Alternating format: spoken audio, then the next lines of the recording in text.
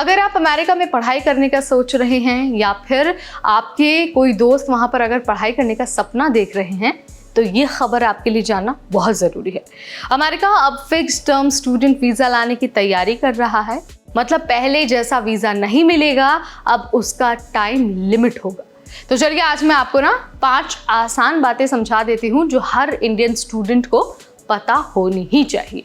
Hi everybody, you watching NBT tech ed and I am your host Neha Upadhyay. तो भाई सबसे पहली बात यह है कि अभी तक अमेरिका का स्टूडेंट वीज़ा उतने समय के लिए मिलता था जितना आपका कोर्स है। मतलब अगर कोई कोर्स 4 साल का है तो वीज़ा भी 4 साल तक वैलिड रहता था। लेकिन जो नए नियम आए हैं उसके अकॉर्डिंग वीज़ा एक तय समय तक ही मिलेगा, जैसे 2 साल के लिए मिल सकता है या फिर 4 साल के लिए। अगर उस समय में पढ़ाई पूरी नहीं हुई तो फिर से आपको वीज़ा बढ़वाना पड़ेगा, एक्सटेंड करवाना पड़ेगा। दूसरी बात यह है कि अगर कोई कोर्स लंबा है, जैसे कि पीएचडी हो गया, मेडिकल या फिर लॉ का कोर्स हो गया, तो बीच में वीज़ा बढ़वाना पड़ेगा।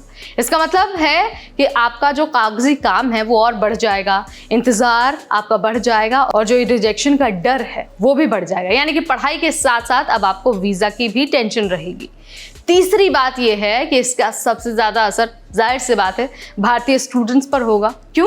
क्योंकि हर साल लाखों बच्चे इंडिया से अमेरिका पढ़ाई करने के लिए जाते हैं। अब उन्हें अपनी पढ़ाई टाइम पर पूरी करनी होगी।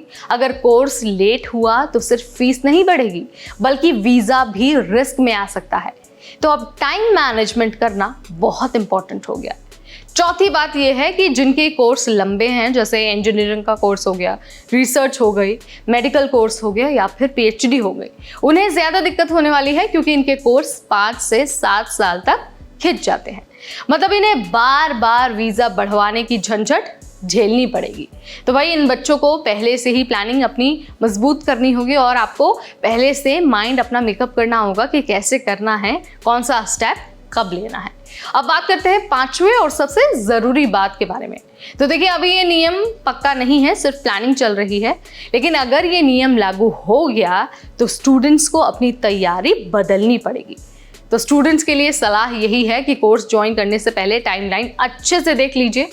कोशिश करिए कि पढ़ाई में आपकी जो टाइम लग रहा है, जो देरी हो रही है वो ना हो। वीज़ा से जुड़ी न्यूज़ और अपडेट्स पर हमेशा नज़र रखिए और सिर्फ अमेरिका ही नहीं बल्कि कनाडा, यूके, ऑस्ट्रेलिया जैसे जो दूसरे देश हैं जहां पर पढ़ाई के बाद नौकरी की अच्छी अपॉर्चुनिटीज़ हैं, पीआर के अच्छे मौके हैं, आप उन देशों का भी रुख कर सकते हैं।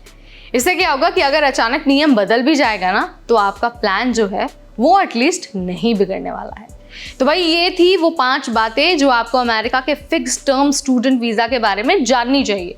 आप मुझे बताइए कमेंट के जरिए आपको क्या लगता है, ये नियम सही है या फिर बच्चों के लिए ये नियम और ज़्यादा मुश्किलें बढ़ाने वाला है? जो भी आप मानते हैं let me know in the comment section. इस वीडियो में फिलहाल इतना ही। तब तक मुझे यानी नेहा को दीजिए इजाज़त। Keep watching NBT tech add.